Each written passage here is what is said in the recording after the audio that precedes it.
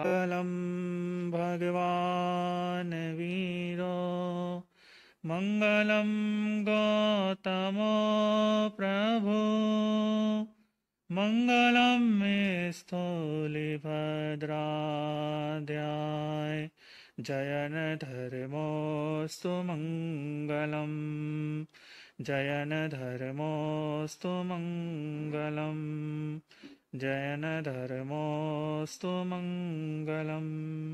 सर्वप्रथम शासनपति श्रमण भगवान महावीर स्वामी जी के पावन पुण्य चरणों में मेरे हृदय के अनंत अनंत नमन अनंत वंदन। महाविद्या क्षेत्र में विराजमान वर्तमान तीर्थंकर श्री सिमंदर स्वामी भगवान के पावन पुण्य चरणों में वंदन नमन। जिन शासन देव जिन शासन माता के चरणों में वंदन नमन। अत्र विराजित परम पूज्य मेरे हृदय सम्राट संसार रूपी दलदल से निकाल करके संयम रूपी राजमहल पे बिठाने वाले ऐसे आचार्य भगवंत के पावन पुनीत चरणों में वंदन नमन। मम आराध्य गुरुदेव पूज्य गुरुदेव श्री श्री मुनि जी महाराज साहब के पावन पुनीत चरणों में वंदन नमन।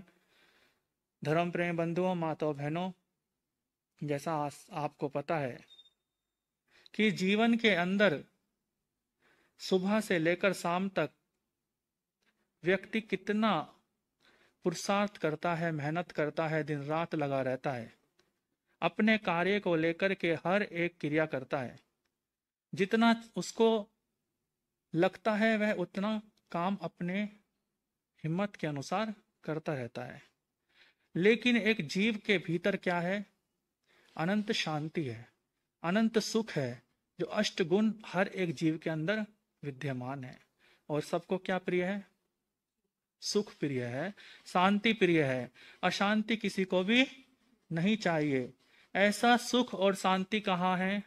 अपने ही भीतर है। अपने जीव के भीतर वो सुख और शांति छिपी हुई है। आज आप सब भी यदि यहाँ आए हैं तो क्या पाने के लिए आए हैं? वो शांति पाने के लिए आए हैं, वो सुख पाने के लिए आए हैं, जो हर एक समय सुबह से लेकर शाम तक हमें उस अशांति के बीच में नहीं मिल पाती है। ऐसा मार्ग जो सुख शांति का खोज करके आचार्य भगवंत ने हमको दिया है, वो शांति हमारे और तुम्हारे भीतर है। ऐसा ही एक घटना चीन के अंदर राजा था। उसके जीवन में इतनी अशांति थी, इतनी अशांति थी कि वो शांति की खोज में इधर उधर घूमता रहता था।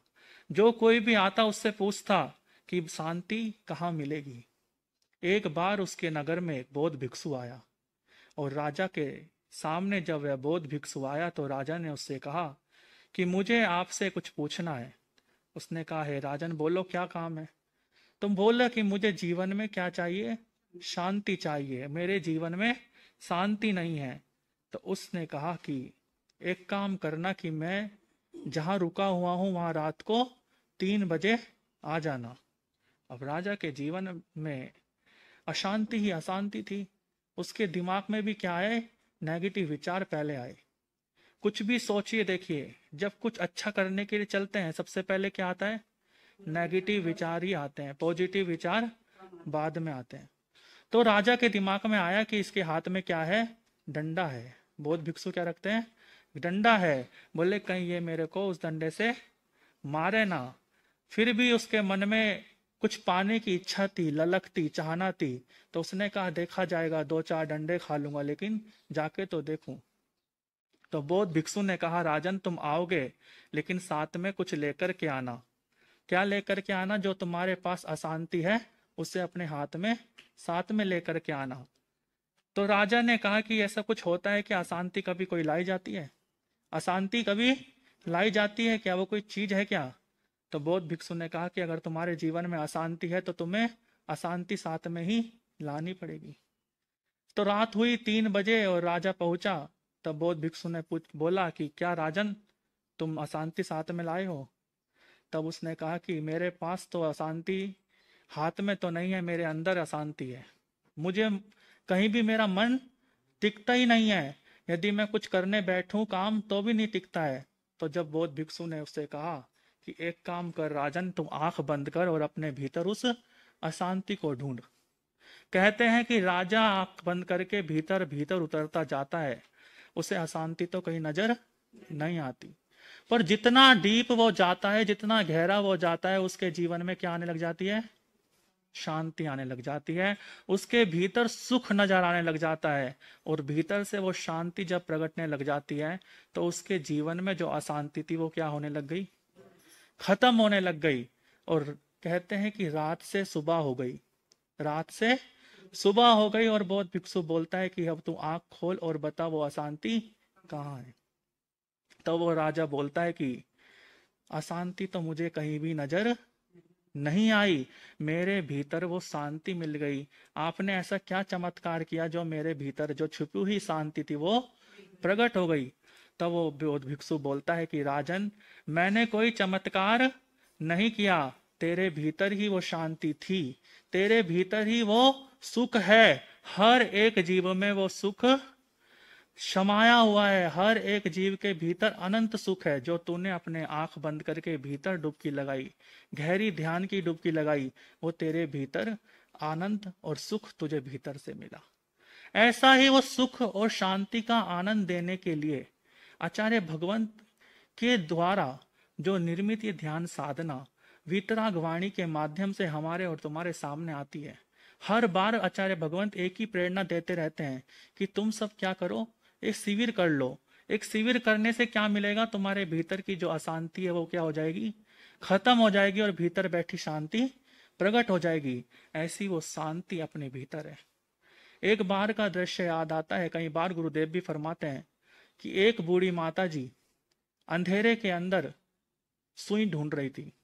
क्या ढूंढ रही थी, सुई ढूंढ रही थी। और कहते हैं कि वहां से कुछ युवक निकले और वो उस माता जी से बोलने लगे कि आप यहाँ क्या कर रही हो।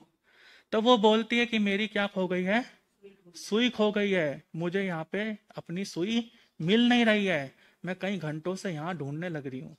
तब वो युवक बोलते हैं कि माता जी हाथ में कुछ टॉर्च या दिया तो ले लो, यहाँ अंधेरा है, और वैसे आपकी सुई कहाँ खोई है।